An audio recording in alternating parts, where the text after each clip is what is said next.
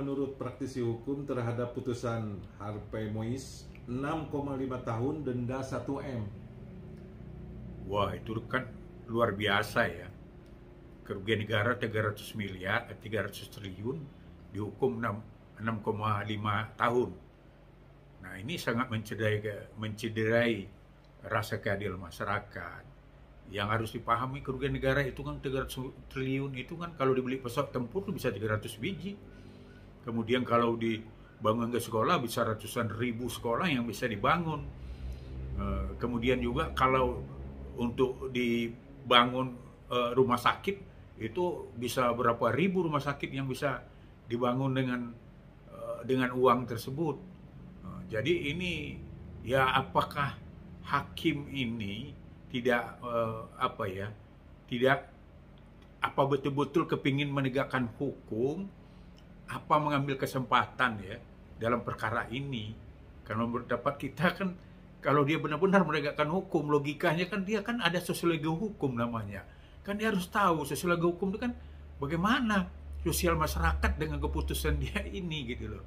Jadi ya menurut saya mereka hakim ini nggak punya hati nurani terhadap bagaimana penderitaan masyarakat sekarang ini, rasa keadilan masyarakat. Jadi kita lihat hukumnya seperti udah selalu masyarakat mengatakan hukum ini kan tumpul ke atas, ya tajam ke bawah. Nah ini kan udah berapa banyak perkara yang selalu penegak hukum menengokkan yang tidak sensitif terhadap keputusannya, yang selalu mencederai masyarakat. Entah bagaimana dia kok memutuskan perkara ini kan atas nama Tuhan Allah, bukan pertanggungjawabkan ke rakyat Indonesia aja, ke Tuhan juga dia bertanggung jawab. Nah dengan keputusan ini coba dia berkaca diri sendiri, udah adil nggak menurut dia keputusan ini? Jangan dia menengok masyarakat dulu lah. Dia bercerita nanti sama keluarganya, sama istrinya, sama ibunya kalau masih hidup. Apa keputusan saya ini udah benar apa tidak? Udah ada rasa keadilan nggak untuk masyarakat? Nah itu yang kita lihat. Ibaratnya dia bercermin dulu, dia melihat dirinya sendiri. Apakah keputusan ini menurut hati nuraninya udah benar apa belum gitu loh. Apakah ada indikasi dugaan hakim menerima aliran dana untuk putusan tersebut? Ya kalau secara material pastilah sulit dibuktikan. Tapi kan sebenarnya kan ya dalam hal ini ya kalau keputusan ya dengan seringan ini, ya menurut saya pasti, kalau menurut pendapat saya ya pasti adalah indikasi terjadi itu ya semacam balansi ya terhadap keputusan yang meringankan. Pasti adalah kalau menurut ya istilah masyarakat ya pasti adalah, nggak akan mungkin dia berani berbuat begitu menghukum seringan-ringannya kalau nggak ada mungkin ya semacam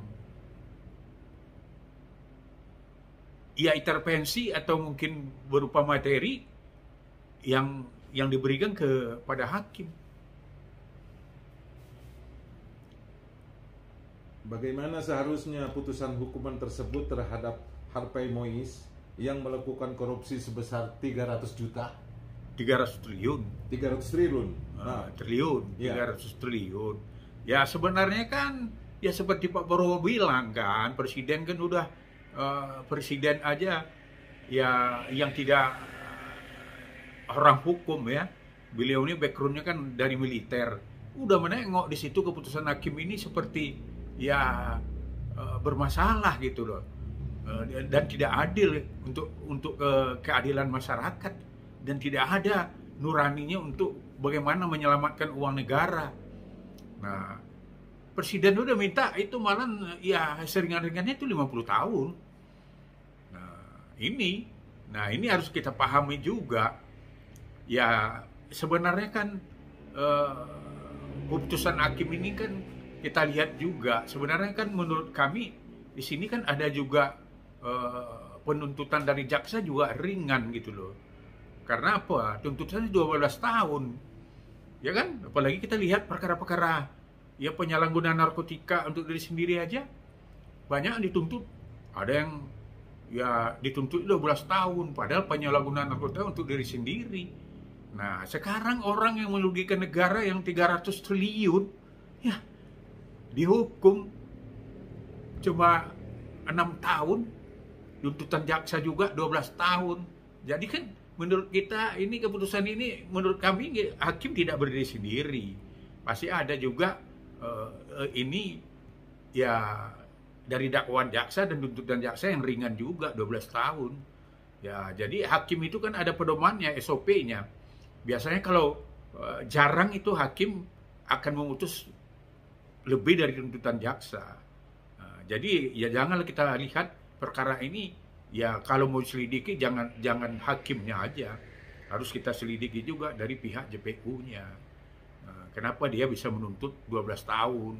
Padahal kerugian negara dia yang menyatakan bahwa ini kan 300 triliun kerugian negara. Nah, memang rentetan kasus ini kan awalnya memang kita sebenarnya masyarakat udah curiga.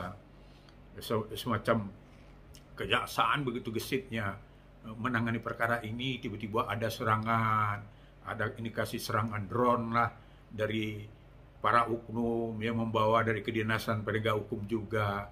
Nah, ini kan sebenarnya masyarakat udah pasti curiga bahwa akan berakhir dengan tuntutan ringan karena udah banyak intervensi-intervensi yang dilakukan oleh ya para